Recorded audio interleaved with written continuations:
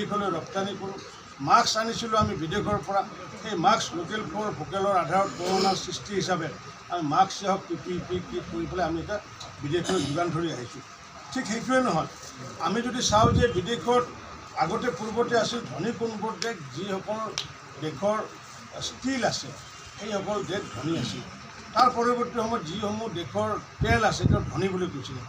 এতিয়া যিসমূহ দেশৰ ছেমি কণ্ডাক্টৰ আছে সেইসকল দেশে ধনী দেশ বুলি প্ৰতিষ্ঠা হৈছে। সেই ধনী দেশ তিনিখন আছে, মই বিদেশী ৰাষ্ট্ৰৰ নাম ল'ব খোজা নাই।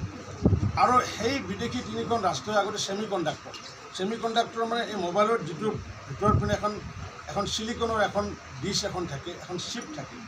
সেই ডিছখন তাতে হাজাৰ হাজাৰ চিপেৰে এই গোটেই ছিষ্টেমটো বনোৱা হয়। আৰু সেই ছিষ্টেম বনোৱা হয় গোটেই ভাৰতবৰ্ষত 1 কোটি মোবাইল বিক্ৰী হয়, পাৰ ডে বিক্ৰী হয় ভাৰতবৰ্ষত। কিন্তু সেই 1 কোটি ছেমি কণ্ডাক্টৰ আমি বিদেশৰ পৰা আনিব লগা হৈছিলে। আজি কিছুদিন আগতে মাননীয় প্ৰধানমন্ত্ৰী ডাঙৰীয়াই ছেমি কণ্ডাক্টৰৰ ইণ্ডাষ্ট্ৰী গুজৰাট আৰু জাগিৰোডত যি তেওঁ আধাৰশিলা স্থাপন কৰিছে আৰু শিলান্যাস কৰিছে, এইটোৰ জৰিয়তে ভাৰতৰ ইকনমি আগন্তুক দিনত নিশ্চিত ওপৰত যাব। অকল ভাৰতবৰ্ষৰ ক্ষেত্ৰতে নহয়, আমি যদি নৰ্থ ইষ্টৰ ক্ষেত্ৰত যদি দেখা পাওঁ যে নৰ্থ ইষ্টক এতিয়া এক্ট ইষ্ট পলিচি হিচাপে ভাৰত চৰকাৰে আগতে আছিল লুক ইষ্ট পলিচি, এতিয়া এক্ট ইষ্ট পলিচিৰ আধাৰত আগন্তুক দিনত ভাৰতবৰ্ষৰ অন্য এটা বাণিজ্যিক সাম্ৰাজ্য সমগ্ৰ নৰ্থ ইষ্টত কৰিবলৈ বিচৰা হৈছে। আৰু যাৰ ফলস্বৰূপে আমি যদি চাওঁ যে ছাউথ ইষ্ট এছিয়াৰ যিসমূহ দেশ আছে সেই দেশসমূহ Brunei, Cambodia, East Timor, Indonesia, Myanmar, Philippines, Singapore, Thailand আৰু ভিয়েটনাম, এইকেইখন দেশৰ আমি আগন্তুক দিনত বাণিজ্যিক হাব নৰ্থ ইষ্টত কৰাৰ কাৰণে মাননীয় প্ৰধানমন্ত্ৰী ডাঙৰীয়াই ইতিমধ্যে প্লেনিং কৰিছে। আৰু সেইটো যদি হয় তেতিয়াহ'লে নৰ্থ ইষ্টৰ ইকনমিও বহুত ওপৰত যাব।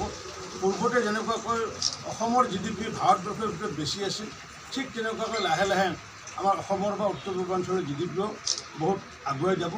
যদি আমি গেটৱে বুলি আমি যিটো স্কিম এক্ট ইষ্ট পলিচি, ঠিক তেনেকুৱাকৈ আমি দেখিছোঁ শান্তি প্ৰতিষ্ঠাৰ ক্ষেত্ৰত সমগ্ৰ নৰ্থ ইষ্টত আজি শান্তি প্ৰতিষ্ঠা হৈছে। অনুৰূপভাৱে আজি কোকৰাঝাৰত শান্তি প্ৰতিষ্ঠা হৈছে। আৰু যাৰ কাৰণে আমি আৰ্ম ফ'ৰ্চ স্পেচিয়েল পাৱাৰ যিটো এক্ট আছিলে সেইটো লাহে লাহে ষ্টেপ ৱাইজ লাহে লাহে আমি কমাই আনিছোঁ, উদ্ধ কৰি আনিছোঁ। আৰু এটা সময়ত আমি সমগ্ৰ নৰ্থ ইষ্টতে মোদী ডাঙৰীয়াৰ ইচ্ছা যে arm force special power actor জৰিয়তে সমগ্ৰ উত্তৰ পূৰ্বাঞ্চলৰ কাৰণে শান্তিপূৰ্ণ উত্তৰ পূৰ্বাঞ্চল বুলি ঘোষণা কৰিব পৰা যাব।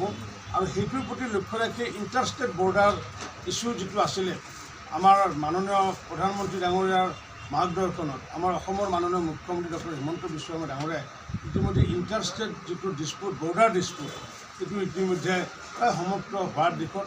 অলপ কিছু সমস্যা আছে যদিও প্ৰায় 80% সমস্যা নাইকিয়া হৈছে। ঠিক তেনেকুৱাকৈ ফ্লাড মেনেজমেণ্ট কৰাৰ ক্ষেত্ৰত এক দীঘলীয়া পৰিকল্পনা আছিলে, যাৰ কাৰণে নতুনকৈ এনটিআৰ উত্তৰ পূৰ্বাঞ্চলতে যিসমূহ ঠাইত ডাঙৰ ৰিজাৰ্ভাৰ কৰিব পাৰে, সৰোবৰ কৰিব পৰা যায়। ইতিমধ্যে অমৃত সৰোবৰ প্ৰায় অসমত প্ৰায় 2000তকৈ অধিক নিৰ্মাণ হৈছে যদিও কিন্তু ফ্লাড প্ৰটেকশ্যনৰ ক্ষেত্ৰত বা ফ্লাড মেনেজমেণ্টৰ ক্ষেত্ৰত ঠিক এইটো আমাৰ সকাহ দিব পৰা নাই। সেইকাৰণে এতিয়া ছেটেলাইটৰ জৰিয়তে এনটিআৰ নৰ্থ ইষ্টত ডাঙৰ বিগ ৰিজাৰ্ভাৰ বনোৱাৰ কাৰণে চেষ্টা চলোৱা হৈছে, যাতে বিগ ৰিজাৰ্ভাৰৰ লগতে তাত যাতে পাৱাৰ প্ৰডাকশ্যন কৰিব পৰা যায়, ইৰিগেশ্যন ছিষ্টেমো যাতে কৰিব পৰা যায়। আৰু তেনেকুৱাকৈ ফ্লাড মেনেজমেণ্ট কৰাৰ কাৰণে প্ৰচেষ্টা চলাইছে, যাৰ কাৰণে আমি ৰাষ্ট্ৰীয় সমিতিক আন্তৰিক ধন্যবাদ জনাইছোঁ। ঠিক অনুৰূপভাৱে যি আমাৰ বিদেশী ৰাষ্ট্ৰৰ লগত যি নদীৰ সম্পৰ্ক আছে, সেই নদীৰ সম্পৰ্কত যাতে কণ্ট্ৰলিং যাতে কৰিব পৰা যায়, তাৰ কাৰণে চুবুৰীয়া ৰাষ্ট্ৰৰ লগত ভাৰত চৰকাৰে পূৰ্বৰ পৰা কথা পাতি আহিছে।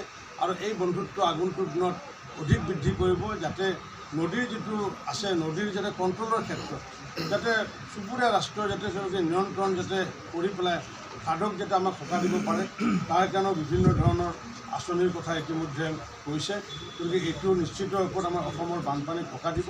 ইয়াৰ উপৰিও পূৰ্বদয়া নামৰ এক বিশেষ মাষ্টাৰ প্লেন কৰা হৈছে, সমগ্ৰ নৰ্থ ইষ্টক বিকাশৰ এটা অন্যতম কেন্দ্ৰ হিচাপে গঢ়ি তোলা হ'ব। আৰু সেই প্ৰকল্পক নাম দিয়া হৈছে পূৰ্বদয়া। আৰু সেই পূৰ্বদয়াৰ বাবে ইতিমধ্যে মাষ্টাৰ প্লেন কৰাৰ কাৰণে আমাৰ সিদ্ধান্ত লৈছে।